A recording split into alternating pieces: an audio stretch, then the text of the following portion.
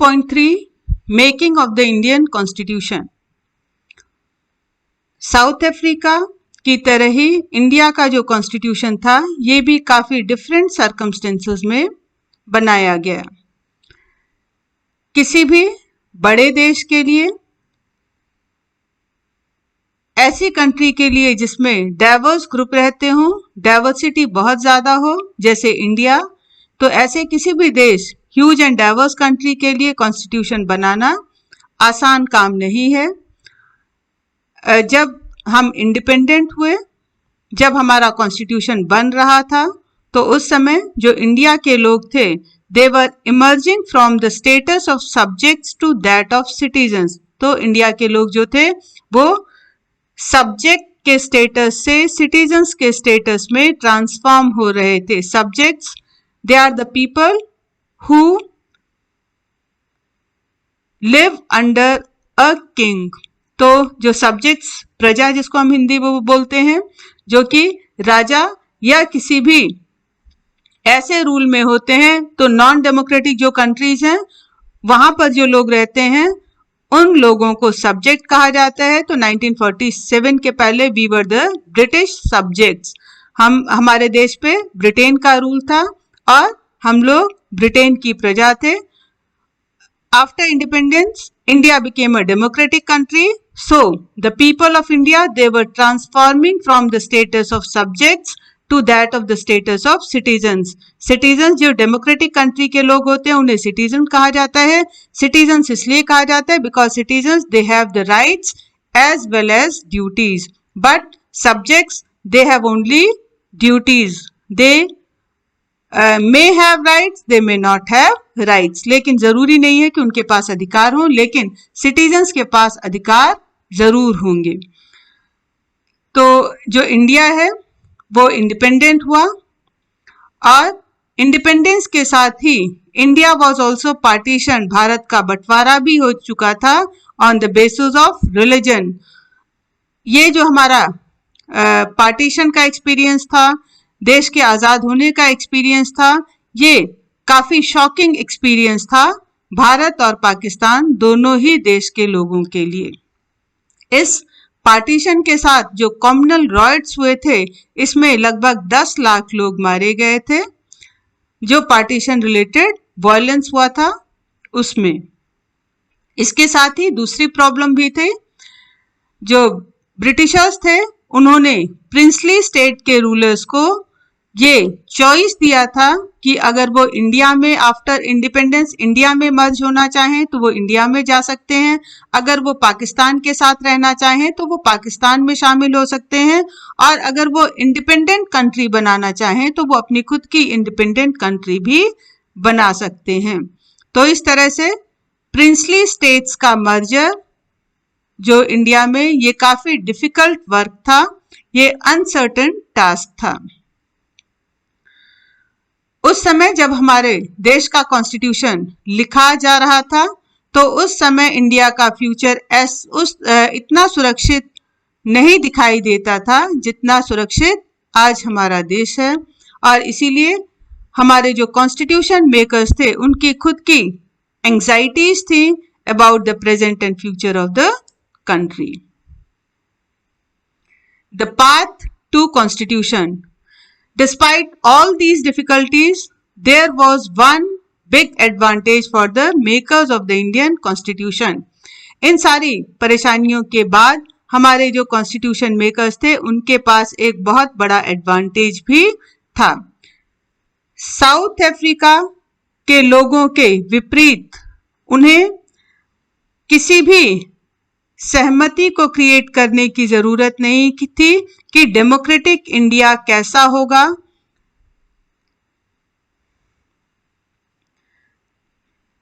जो देश होगा उसमें आफ्टर इंडिपेंडेंस जो हमारा कॉन्स्टिट्यूशन बनेगा उसके बेसिक रूल्स क्या होंगे, इसको लेकर के कोई भी कंसेंसस क्रिएट करने की जरूरत नहीं थी, क्योंकि ज्यादातर जो सहमति है वो आज़ादी की लड़ाई के दौरान ही डेवलप हो चुकी थी। हमारा जो फ्रीडम स्ट्रगल है, हमारी जो आज़ादी की लड़ाई है, वो सिर्फ एक फॉरेन रूल के अगेंस्ट लड़ाई नहीं थी, ये वो लड़ाई भी थी जो कि अपने आप को रेजुवनेट करने के लिए, ना सिर्फ अपने आप को, अपने देश को एक तरह से कह सकते हैं रेजुवनेट करने के लिए, अपने देश में से बुराइयां हटा करके, अपने देश में से कमियां हटा के अपने देश को स्ट्रांग और यंग बनाने का स्ट्रगल भी था। तो इस तरह से ये एक स्ट्रगल था अपनी सोसाइटी, अपने पॉलिटिक्स को ट्रांसफॉर्म करने का।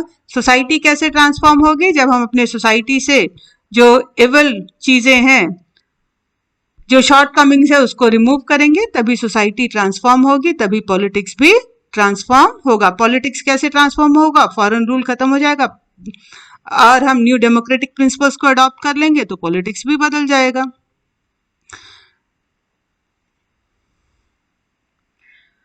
लेकिन इस चीज को लेकर के शार्प डिफरेंसेस थे कि आफ्टर इंडिपेंडेंस इंडिया कौन से पाथ को अडॉप्ट करेगा।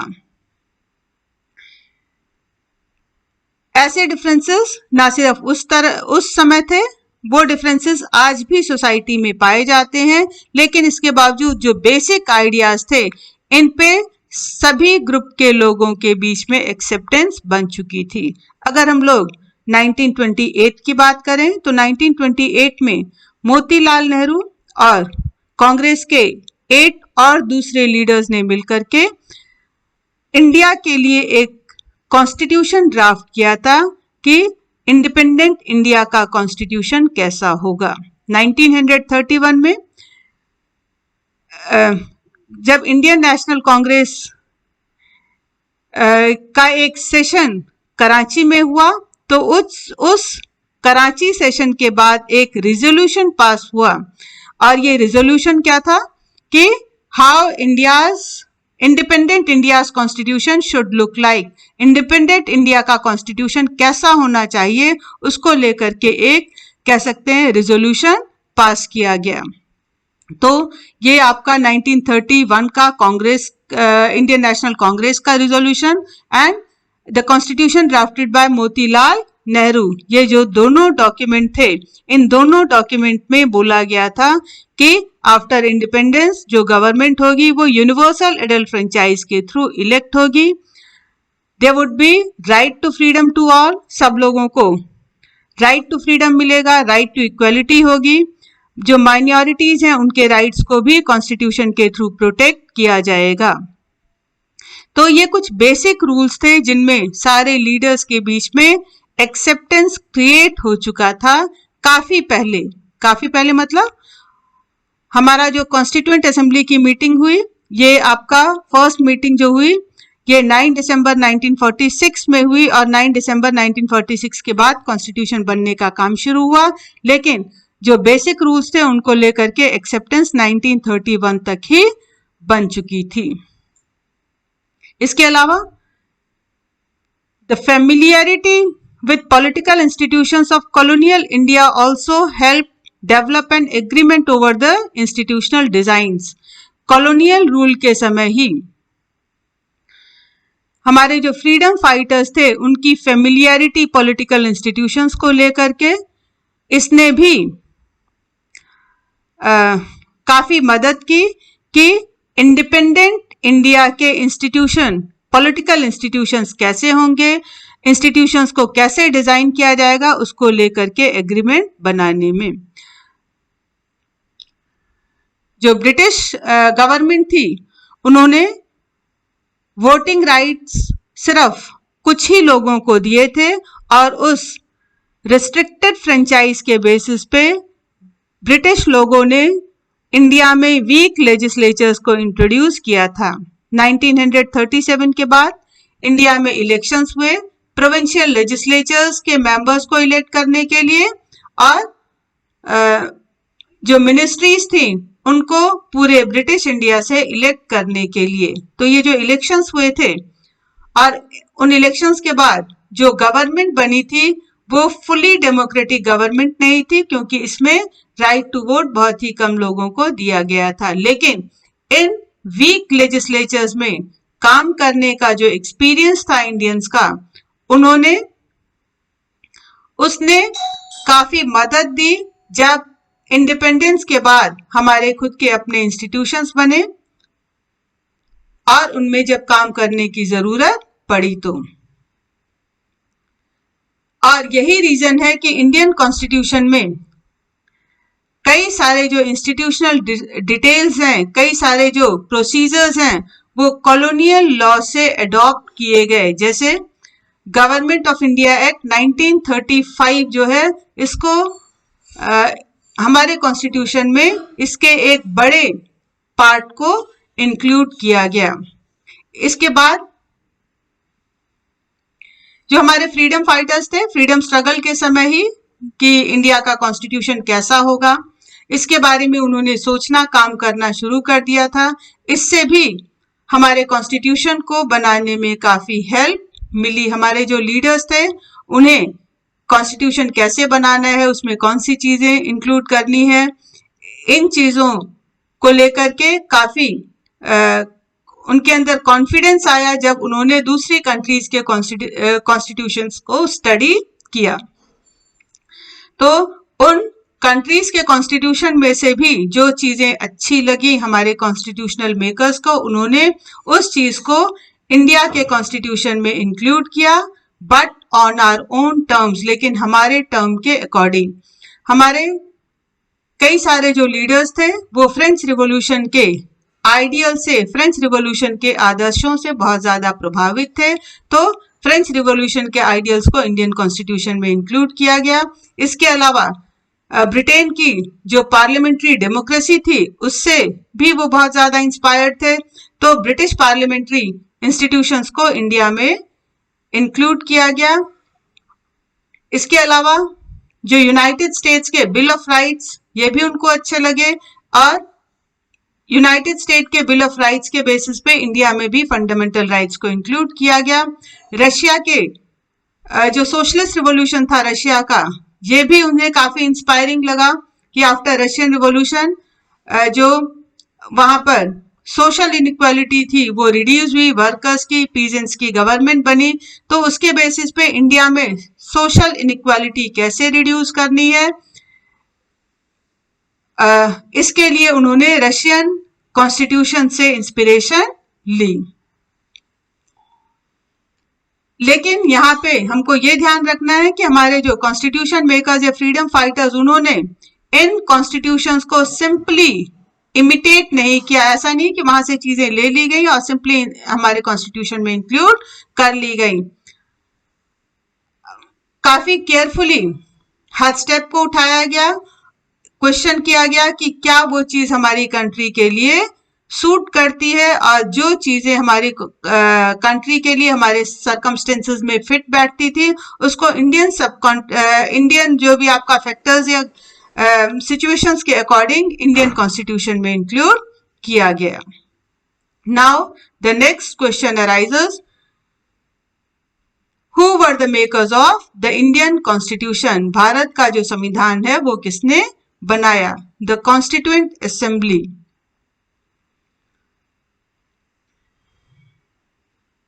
इंडिया में जो कॉन्स्टिट्यूशन बनाने का काम है वो एक असेंबली ने किया। ये जो असेंबली थी, it was of elected representatives. ये इलेक्टेड रिप्रेजेंटेटिव्स की असेंबली थी जिसे कॉन्स्टिट्यूएंट असेंबली बोला गया। कॉन्स्टिट्यूएंट असेंबली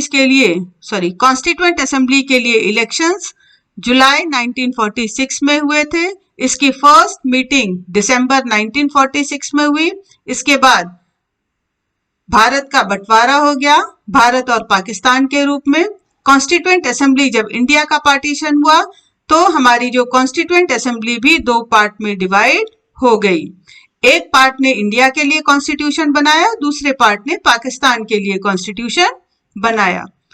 तो वो कॉन्स्टिट्यूएंट असेंबली जिसने इंडिया के लिए कॉन्स्टिट्यूशन बनाया, उसमें 299 मेंबर्स थे। हमारा कॉन्स्टिट्यूशन कंप्लीट हो गया।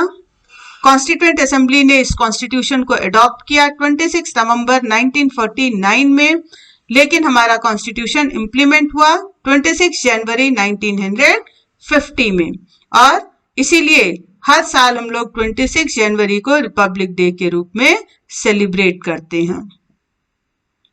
Now the question arises, why should we accept the constitution made by this assembly more than 60 decades ago? हम ऐसे कॉन्स्टिट्यूशन को क्यों एक्सेप्ट करें जो आज से 60 इयर्स पहले बनाया गया था?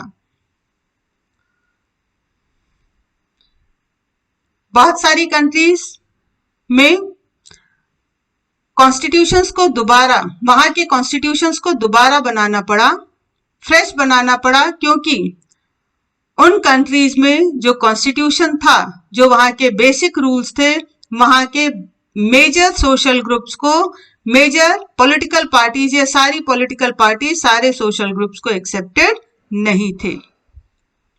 कुछ दूसरे देशों में वहां पर कॉन्स्टिट्यूशन एग्जिस्ट तो करता है, लेकिन वो सिर्फ एक पेपर के रूप में एग्जिस्ट करता है, कोई उस कॉन्स्टिट्यूशन को फॉलो नहीं करता। लेकिन हमारा जो एक्सपीरियंस है हमारे कॉन्स्टिट्यूशन को लेकर के, वो काफी डिफरेंट है। लास्ट 50 इयर्स में कई सारे सोशल ग्रुप्स ने कॉन्स्टिट्यूशन के कुछ लॉ को लेकर के कुछ क्वेश्चन तो रेज किए हैं, कुछ ऑब्जेक्शन भी किया है, पर किसी भी बड़े सोशल ग्रुप या किसी भी बड़ी पॉलिटिकल पार्टी ने पूरे कॉन्स्टिट्यूशन की लेजिटिमेसी को लेकर के क्वेश्चन नहीं किया, और ये किसी भी कॉन्स्टिट्यूशन के लिए एक अनयूजुअल अचीवमेंट है। जो सेकेंड रीजन है कि हमें ऐसे कॉन्स्टिट्यूशन को क्यों एक्सेप्ट करना चाहिए, तो सेकेंड रीजन ये है कि हमें कॉन्स्टिट्यूशन इसलिए एक्सेप्ट करना चाहिए क्योंकि जो कॉन्स्टिट्यूएंट असेंबली है, ये जो थी, ये इंडिया के लोगों को रिप्रेजेंट करती थी। बेशक उस समय यूनिवर्सल एडल्ट फ्रेंचाइज नहीं था, और इसीलिए हमारे कॉन्स्टिट्यूएंट असेंबली के मेंबर्स को इंडिया के लोगों ने डायरेक्टली इलेक्ट नहीं किया था। तो कॉन्स्टिट्यूएंट असेंबली के जो मेंबर्स थे, they were mainly elected by the members of existing provincial legislatures. तो कॉन्स्टिट्यूएंट असेंबली के मेंबर्स को उस समय के जो प्रोविंशियल लेजिस्लेचर थे उनके मेंबर्स ने इलेक्ट किया था। जो प्रिंसली स्टेट के मेंबर्स थे वो वहां के रूलर्स ने नॉमिनेट किया था। लेकिन ये इंश्योर किया गया था कि कंट्री के सारे रीजन से फेयर ज्योग्राफिकल शेयर हो मेंबर्स का, मतलब देश के सारे हिस्सों से जो रिप्रेजेंटेटिव्स हैं वो असेंबली के मेंबर बने। बेशक जो असेंबली थी it was dominated by Indian national Congress, इसमें ज्यादातर जो मेंबर्स थे वो इंडियन नेशनल कांग्रेस को बिलोंग करते थे। इंडियन नेशनल कांग्रेस वो पॉलिटिकल पार्टी थी जिसने हमारे फ्रीडम स्ट्रगल को लीडरशिप प्रोवाइड किया था। लेकिन उस समय कांग्रेस, इसमें कई सारे पॉलिटिकल ग्रुप्स थे, कई सारे ओपिनियन भी थे। असेंबली में ऐसे कई मेंबर्स थे जो कि कांग्रेस के व्यू से एग्री नहीं करते थे। सोशल टर्म्स में भी इस असेंबली में डिफरेंट लैंग्वेज ग्रुप के लोग थे, डिफरेंट कास्ट के लोग थे, डिफरेंट क्लासेस के लोग थे, डिफरेंट रिलीजन्स के लोग थे, डिफरेंट ऑक्यूपेशंस के लोग थे। और अगर constituent assembly universal adult franchise के थ्रू भी इलेक्ट हुई होती तो इसका कंपोजिशन बहुत अलग नहीं होता। फाइनली जिस तरह से कॉन्स्टिट्यूएंट असेंबली ने काम किया वो भी कॉन्स्टिट्यूशन को सैंक्टिटी प्रोवाइड करता है। कॉन्स्टिट्यूएंट असेंबली ने एक सिस्टमैटिक वे में, एक ओपन वे में, एक कंसेंसुअल मैनर में काम किया। सबसे पहले कुछ बेसिक प्रिंसिपल्स थे वो डिसाइड किए गए और उसके ऊपर काम किया गया। इसके बाद ड्राफ्टिंग कमेटी जिसके चेयरपर्सन डॉक्टर बी.आर. अम्बेडकर थे, उन्होंने एक ड्राफ्ट कॉन्स्टिट्यूशन डिस्कशन के लिए प्रिपेयर किया। इसके बाद इस ड्राफ्ट कॉन्स्टिट्यूशन पर कई राउंड में डिस्कशन हुआ, क्लॉज बाय क्लॉज डिस्कशन हुआ। मतलब इस ड्राफ्ट कॉन्स्टिट्यूशन के हर सेक्शन पर, हर पार्ट पर बहुत ही थॉरो डिस्कशन हुआ। मोर देन 2000 अमेंडमेंट्स वर कंसीडर्ड। ड्राफ्ट कॉन्स्टिट्यूशन में 2000 से ज्यादा बार चेंजेस किए गए। जो कॉन्स्टिट्यूएंट असेंबली के मेंबर्स थे, इन्होंने लगभग 114 डेज तक इस कॉन्स्टिट्यूशन पर विचार विमर्श किया। कॉन्स्टिट्यूशन को बनाने में अप्रोक्सीमेटली 3 इयर्स लगे, exact 2 years 18 months and 11 days लगे। अप्रोक्सीमेटली 3 इयर्स हमारे कॉन्स्टिट्यूशन को बनाने में लगे। कॉन्स्टिट्यूएंट असेंबली की कितनी मीटिंग्स हुई? लगभग 114 मीटिंग्स हुई। जो भी डॉक्यूमेंट असेंबली में प्रेजेंट किया गया, जो भी वर्ड कॉन्स्टिट्यूएंट असेंबली में बोला गया कॉन्स्टिट्यूशन बनाते समय, उस सबको रिकॉर्ड किया गया, उस सबको प्रिजर्व किया गया और बाद में इसको पब्लिश भी किया गया। तो जो भी डॉक्यूमेंट असेंबली में प्रेजेंट किए गए, जो वर्ड्स बोले गए, जब प्रिजर्व किए गए, तो देवर जब इन्हें प्रिंट किया गया तो दीज डिबेट्स वर 12 बल्कि वॉल्यूम्स। प्रिंट करने के बाद ऐसी 12 जो मोटी मोटी किताबें जो हैं बनी और इन 12 बल्कि वॉल्यूम्स को कॉन्स्टिट्यूएंट असेंबली डिबेट्स के नाम से जाना जाता है। ये जो कॉन्स्टिट्यूएंट असेंबली डिबेट्स या 12 बल्कि वॉल्यूम्स हैं, ये जो डिबेट्स हैं ये रीजन प्रोवाइड करती हैं behind every provision of the constitution. Constitution में कौन सा लॉ इंक्लूड किया गया है, क्यों उसको इंक्लूड किया गया है, तो इस सारे चीज के पीछे ये जो कॉन्स्टिट्यूएंट असेंबली जो डिबेट्स हैं ये रीजन प्रोवाइड करते हैं और इनका इस्तेमाल किया जाता है जुडिशरी के थ्रू। जब भी कॉन्स्टिट्यूशन के किसी भी क्लॉज में कोई डाउट होता है, कॉन्स्टिट्यूशन के किसी प्रोविजन के इंटरप्रिटेशन की जरूरत होती है। 2.4 Guiding Values of the Indian Constitution.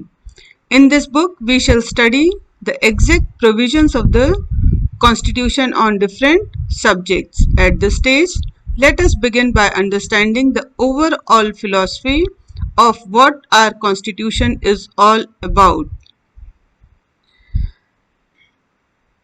इस बुक में हम लोग जो डिफरेंट सब्जेक्ट्स में कॉन्स्टिट्यूशन के एग्जैक्ट प्रोविजंस हैं उसके बारे में स्टडी करेंगे। सबसे पहले हम ये जानने की कोशिश करेंगे कि हमारे जो कॉन्स्टिट्यूशन की ओवरऑल फिलॉसफी क्या है।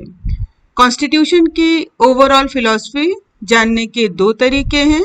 हम इसको जान सकते हैं हमारे जो मेन लीडर्स थे उनके व्यूज़ क्या थे हमारे कॉन्स्टिट्यूशन को लेकर के, उसको समझ के हम कॉन्स्टिट्यूशन के फिलॉसफी को जान सकते हैं।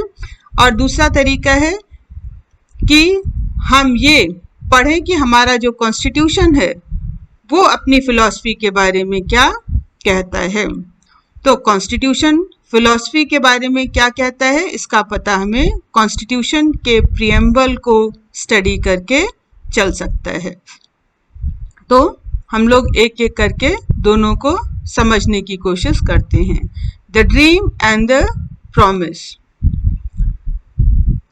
आप लोग ने नोटिस किया होगा कि जो कॉन्स्टिट्यूएंट असेंबली के जो मेंबर्स थे उनके कुछ स्केचेस आपके इस चैप्टर में दिए हुए हैं, जैसे बलदेव सिंह, सरोजनी नायडू, डॉक्टर राजेंद्र प्रसाद, पंडित जवाहरलाल नेहरू या फिर डॉक्टर B.R. अम्बेडकर।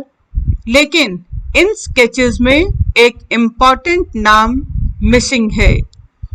वो इम्पॉर्टेंट नाम किसका है? वो इम्पॉर्टेंट नाम महात्मा गांधी का है। जो महात्मा गांधी थे वो कॉन्स्टिट्यूएंट असेंबली के मेंबर नहीं थे, लेकिन कॉन्स्टिट्यूएंट असेंबली में बहुत सारे ऐसे मेंबर्स थे जो गांधी जी के विजन को फॉलो करते थे। सालों पहले गांधी जी ने अपनी मैगजीन यंग इंडिया में 1931 में एक आर्टिकल पब्लिश किया था और उस आर्टिकल में उन्होंने बताया था कि वो कैसा कॉन्स्टिट्यूशन चाहते हैं, उनके अकॉर्डिंग कॉन्स्टिट्यूशन को क्या करना चाहिए, वो उन्होंने उस आर्टिकल में पब्लिश किया था।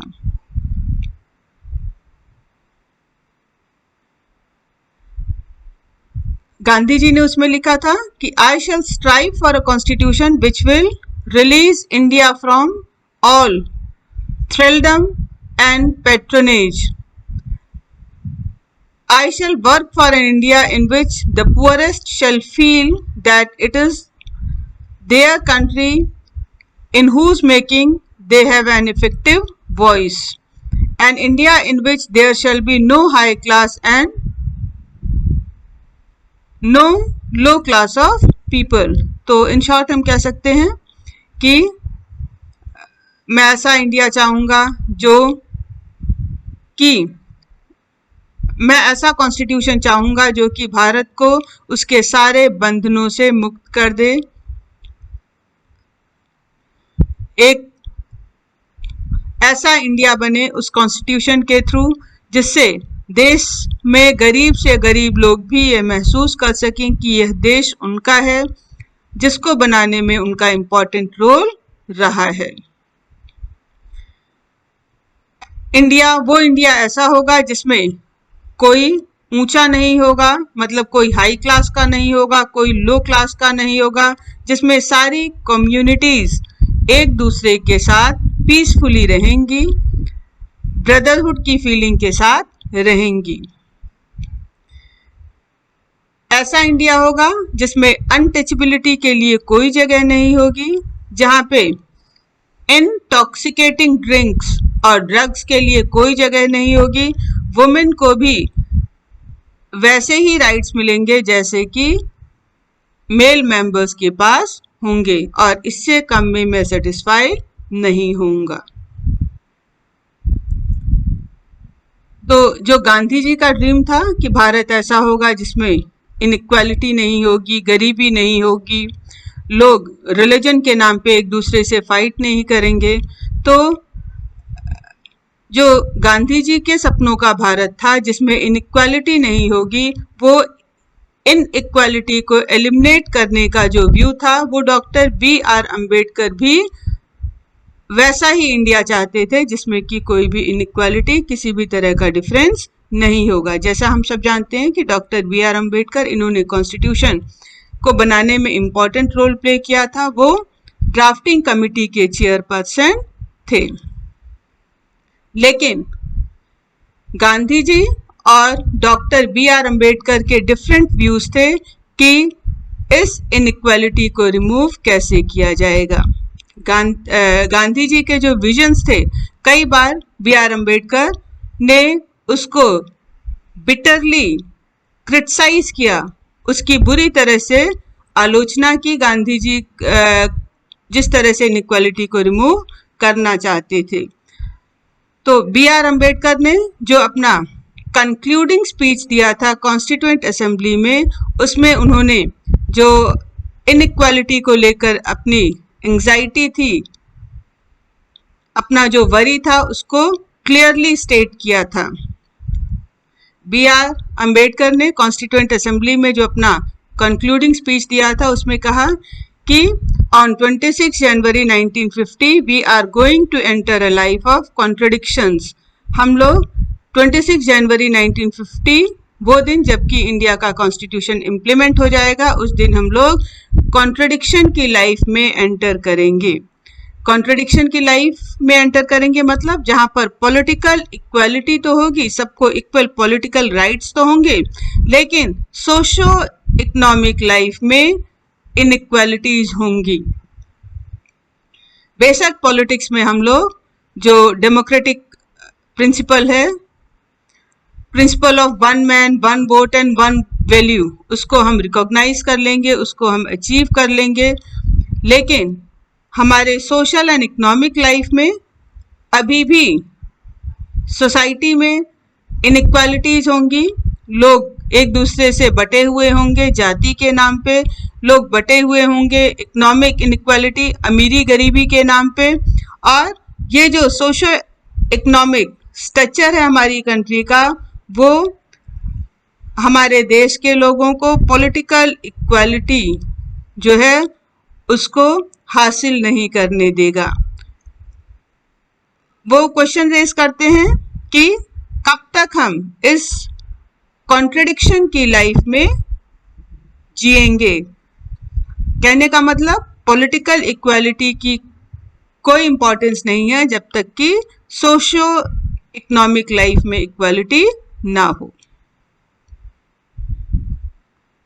और अगर सोशो इकोनॉमिक लाइफ में इक्वालिटी नहीं होगी तो हम अपने पॉलिटिकल डेमोक्रेसी को एक पैरल में डाल देंगे। ठीक, मतलब उस पॉलिटिकल डेमोक्रेसी का या पॉलिटिकल इक्वालिटी का कोई यूज नहीं रहेगा।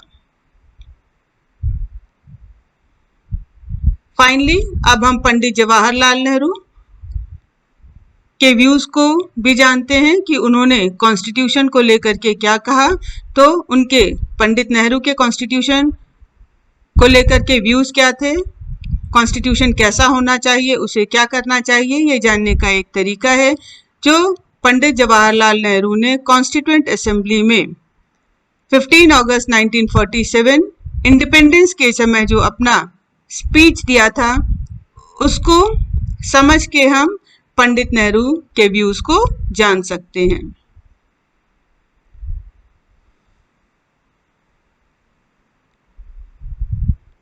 Long years ago, we made a tryst with destiny, and now the time comes when we shall redeem our pledge, not wholly or in full measure, but very substantially.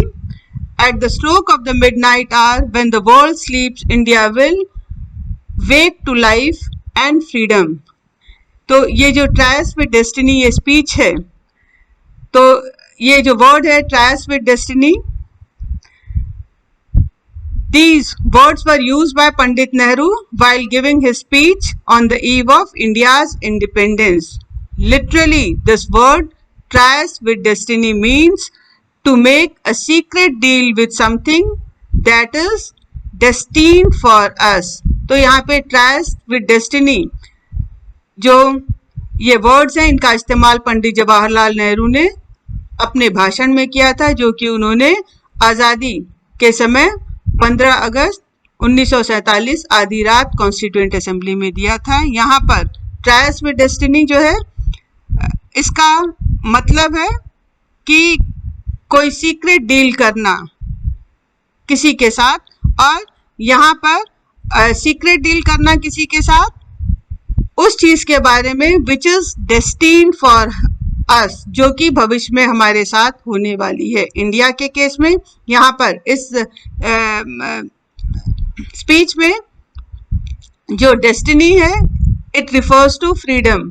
यहाँ पे जो destiny है freedom को refer कर रहा है। इसका ये मतलब है कि सालों पहले जो इंडियंस थे उन्होंने मिल करके ब्रिटिश रूल के अगेंस्ट लड़ने का फैसला किया, आज़ादी को हासिल करने का फैसला किया। तो वो कहते हैं नेहरू जी कि अब समय आ गया है कि जो हमारा प्लेज था, जो हमारा सपना था इंडिपेंडेंस को अचीव करने का, वो एक तरह से कंप्लीट हो रहा है। हमें आज़ादी तो मिल रही है, लेकिन आधी रात के समय जबकि पूरी दुनिया सो रही है, इंडिया जगी हुई है। इंडिया जगी है किस लिए? लाइफ के लिए, फ्रीडम के लिए, आज़ादी को हासिल करने के लिए। और एक समय आता है, रेयरली हिस्ट्री में वो समय कभी कभी आता है, जबकि हम स्टेप आउट करते हैं from old to new. when an age ends and when the soul of a nation long suppressed finds utterance।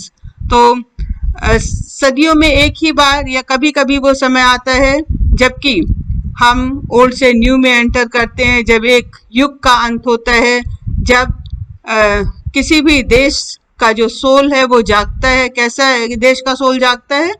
Soul जागने का मतलब कि आज़ादी हासिल होना यहाँ पर है कि जब लंबे समय तक दबाए हुए, सताए हुए जो देश हैं उन लोगों को फ्रीडम मिलती है, ये उसके लिए रिफर किया गया है।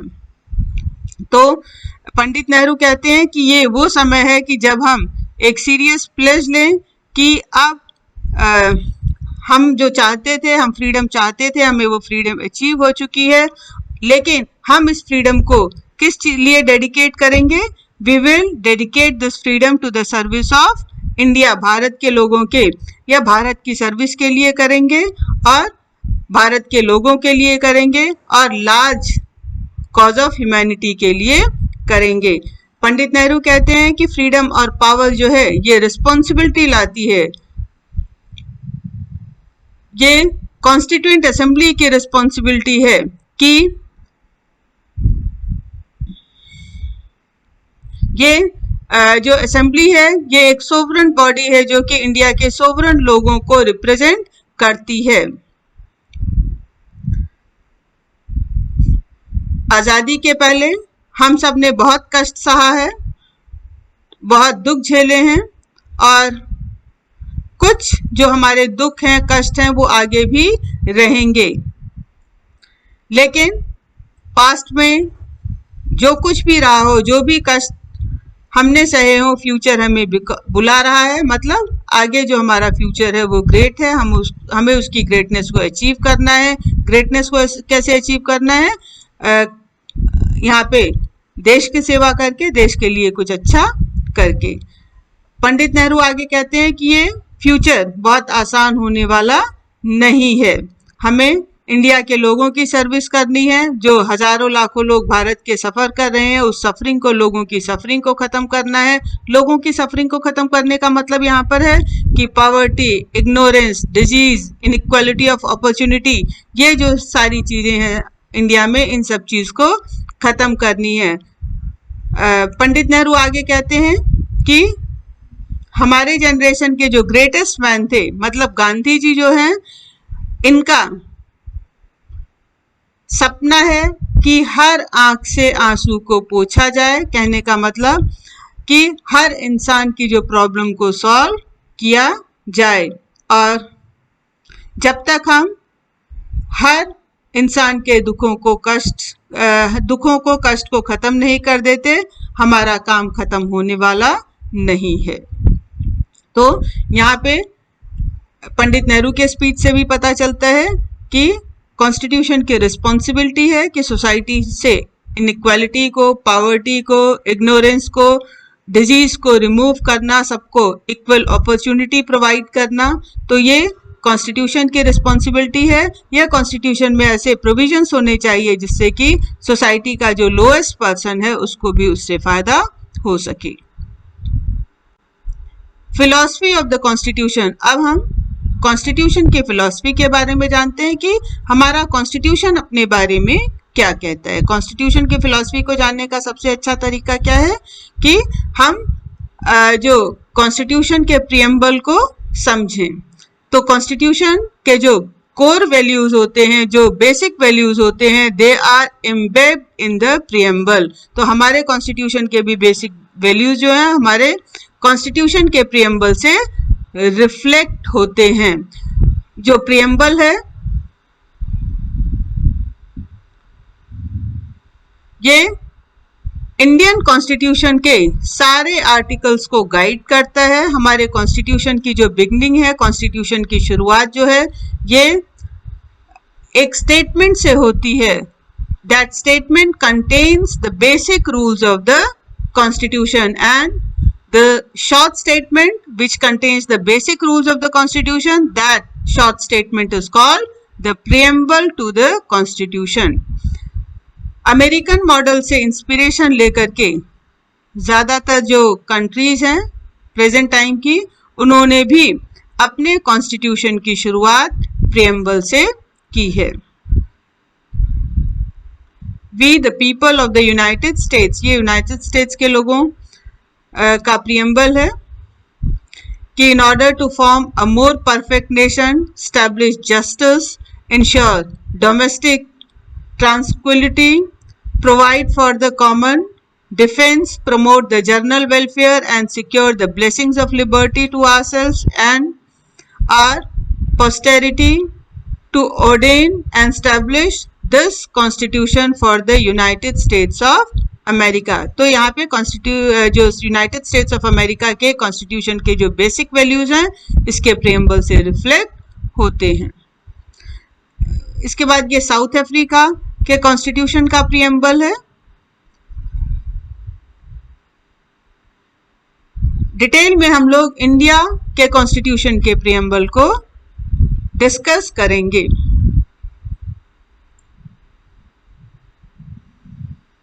The preamble of the Constitution reads like a poem on democracy। हमारी जो कॉन्स्टिट्यूशन का प्रियम्बल है, ये इसकी रीडिंग करो तो ये डेमोक्रेसी पर एक पोएम की तरह दिखाई पड़ता है।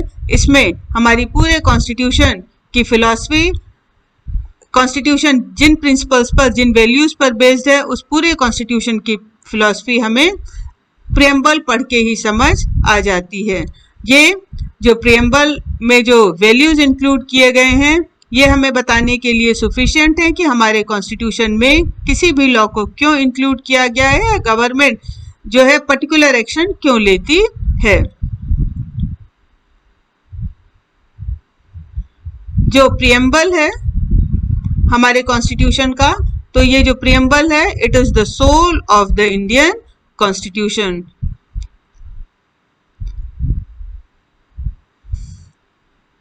Preamble is, we, the people of India, having solemnly resolved to constitute India into a sovereign, socialist, secular, democratic republic, and to secure to all its citizens justice, social, economic, and political liberty of thought, expression, belief, faith, and worship, equality of status and of opportunity, and to promote among them all fraternity, assuring the dignity of the individual and the unity and integrity of the nation. In our Constituent Assembly, this 26th day of November 1949, do hereby adopt, enact, and give to ourselves this Constitution. Now, we will discuss one by one the values included in the preamble of our Constitution. First value, first important word is we the people of India. So in the preamble, we the people of India, it means the constitution has been drawn up and enacted by the people of India। जो भारत का संविधान है, ये भारत के लोगों ने अपने representatives के थ्रू बनाया है। और ये जो कॉन्स्टिट्यूशन है, ये भारत के ऊपर किसी भी किंग ने या किसी आउटसाइड पावर ने इम्पोज नहीं किया है। तो ये कॉन्स्टिट्यूशन हमने बनाया है, इसलिए हमें इसको मानना है, इसका ये मतलब है। Sovereign, here the word sovereign means people have supreme right to make decisions on internal as well as external matter. Now India is a sovereign country, and the people of India, they have the right to make decision on internal as well as external matter. Bharat के जो लोग हैं वो देश के internal policies को, external policies को बनाने के लिए फ्री हैं, सुप्रीम हैं। कोई भी एक्सटर्नल पावर इंडिया की गवर्नमेंट को डायरेक्ट नहीं कर सकती कि उसे ऐसे काम करना है। Before the constitution was implemented और before the freedom, India was not a sovereign country, it was under British rule. Next value is socialist। यहाँ पर socialist का मतलब है क्योंकि जो wealth है ये पूरी सोसाइटी मिलकर के इसको जनरेट करती है, इसीलिए सोसाइटी जो है पूरी सोसाइटी को इसे इक्वली शेयर करना चाहिए। और इसीलिए ये गवर्नमेंट की रिस्पॉन्सिबिलिटी है कि वो रिसोर्सेस को कंट्रोल करे और ऐसी पॉलिसी बनाए जिससे सोशो इकोनॉमिक इनइक्वालिटीज को, जो समाज में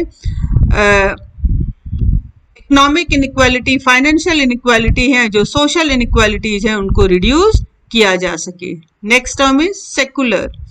सेकुलर मीन्स यहाँ पर कि जो इंडिया के सिटीजन्स हैं उनके पास फ्रीडम ऑफ रिलीजन है, वो किसी भी रिलीजन को फॉलो कर सकते हैं।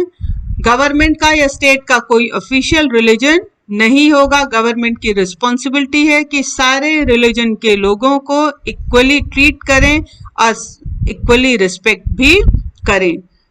Next word is democratic. Democratic, here democratic means a form of government where people enjoy equal political rights. तो जो इंडिया में डेमोक्रेटिक गवर्नमेंट रहेगी जहां पर सबके पास इक्वल पॉलिटिकल राइट्स होंगे, जो इंडिया के लोग हैं वो अपने रूलर्स को इलेक्ट करेंगे, ये रूलर्स जो हैं वो लोगों के प्रति आंसरेबल होंगे, अकाउंटेबल होंगे, और जो गवर्नमेंट है वो कुछ बेसिक रूल्स को फॉलो करते हुए काम करेगी। बेसिक रूल्स को फॉलो करते हुए काम करेगी मीन्स वो कॉन्स्टिट्यूशन को फॉलो करेगी। The next term is Republic. Republic means the head of the state is an elected person and not a hereditary position। जो स्टेट का हेड होगा वो इलेक्टेड पर्सन होगा, ये कोई वंशानुगत पोस्ट नहीं होगी, जैसे कि राजा के बाद उसका बेटा अगला राजा होता है। तो यहाँ पे head of state that means president will be elected by the people, और प्रेसिडेंट के बाद उसका बेटा प्रेसिडेंट नहीं बनेगा, जो नेक्स्ट प्रेसिडेंट है वो फिर लोगों के थ्रू ही इलेक्ट होगा। Justice, government has to make the policy और the constitution will make such law in such a manner that citizens cannot be discriminated on the ground of caste, religion and gender। Constitution की responsibility है कि government ऐसे law बनाए जिसके कारण citizens के बीच में कोई भेदभाव ना हो, कॉन्स्टिट्यूशन में लॉ हो जिसके कारण लोगों के बीच में इनइक्वालिटीज ना हो, लोगों के बीच में कोई भी भेदभाव ना हो, डिस्क्रिमिनेशन ना हो, ना ही कास्ट के बेसिस पे, रिलीजन या जेंडर के बेसिस पे। जो भी एग्जिस्टिंग सोशल इनइक्वालिटी है उनको रिड्यूस करना है, और गवर्नमेंट को सबके वेलफेयर के लिए काम करना है। गवर्नमेंट को स्पेशली जो डिसएडवांटेज सेक्शंस है सोसाइटी के, उनके अपलिफ्टमेंट के लिए पॉलिसीज बनानी होंगी। Next is liberty. तो यहाँ पर बोला गया है कि कॉन्स्टिट्यूशन का जो एम है वो क्या है, सबको लिबर्टी प्रोवाइड करना। सिटीजन्स को किस तरह की लिबर्टी देना, liberty of thought, expression, belief, faith and worship, हर तरह की आज़ादी जो है ये इस देश में रहने वाले लोगों को देना कॉन्स्टिट्यूशन का एम है। और ये इसका ये भी मतलब है कि there are no unreasonable restrictions on the citizens in what they think, how they wish to express their thought and the way they wish to follow up their thoughts and action। लोगों के ऊपर बिना मतलब का बेवजह की कोई रोक टोक नहीं होगी। वो जो अपने थॉट को एक्सप्रेस करने के लिए फ्री होंगे, अपने फेथ, अपने रिलीजन को मानने के लिए फ्री होंगे, फ्रीडम ऑफ प्रेस होगा, freedom to form their association, freedom to protest the government policies, ये सारी चीजें सिटीजन्स को मिलेंगी। Next is equality. प्रियम्बल में ये बोला गया कि कॉन्स्टिट्यूशन का एम है सोसाइटी में इक्वालिटी को प्रमोट करना, और इसके लिए इक्वल लॉ होंगे and all are equal before law, कानून के लिए सब बराबर होंगे। जो भी ट्रेडिशनल और सोशल इनइक्वालिटीज होंगी उसको खत्म किया जाएगा। गवर्नमेंट की रिस्पॉन्सिबिलिटी है कि वो सबके लिए इक्वल अपॉर्चुनिटी को प्रोवाइड करे। And the last one is fraternity. all of us should behave as if we are the member of the same family. No one should treat a fellow citizen as inferior। ऐसे law बनेंगे जिसके कारण ऐसा environment create होना चाहिए, या ऐसा environment create होगा जिससे हम लोग इस तरह से बिहेव करेंगे जैसे कि हम सब एक ही परिवार के सदस्य हैं, और कोई भी दूसरे सिटीजन को अपने से इंफीरियर ट्रीट नहीं करेगा। ये जो टर्म है, कौन से term, socialist and secular word जो है, सोशलिस्ट एंड सेकुलर, ये जो टर्म्स हैं इसको प्रियम्बल में 1976 में ऐड किया गया था 42nd कॉन्स्टिट्यूशनल अमेंडमेंट के through. Constitutional design. A constitution is not merely a statement of values and philosophy. As we noted above, a constitution is mainly about embodying these values into institutional arrangement. ये जो constitution है ये सिर्फ एक values और philosophies का statement नहीं है कि जिसमें बड़ी बड़ी बातें कही गई हैं. Constitution का जो मेन ऑब्जेक्टिव है वो प्रियम्बल में जो वैल्यूज इंक्लूडेड हैं उन वैल्यूज को कॉन्स्टिट्यूशनल अरेंजमेंट के थ्रू इम्प्लीमेंट करना है. हमारा जो कॉन्स्टिट्यूशन है तो प्रियम्बल में कुछ बेसिक वैल्यूज दिए हैं कि गवर्नमेंट कैसे काम करेगी. इन वैल्यूज को अचीव करने के लिए इसके बारे में पूरे कॉन्स्टिट्यूशन में बताया गया है. इसके बाद कॉन्स्टिट्यूशन में उन सारे अरेंजमेंट के बारे में लिखा गया है कि इन वैल्यूज को कैसे अचीव किया जाएगा.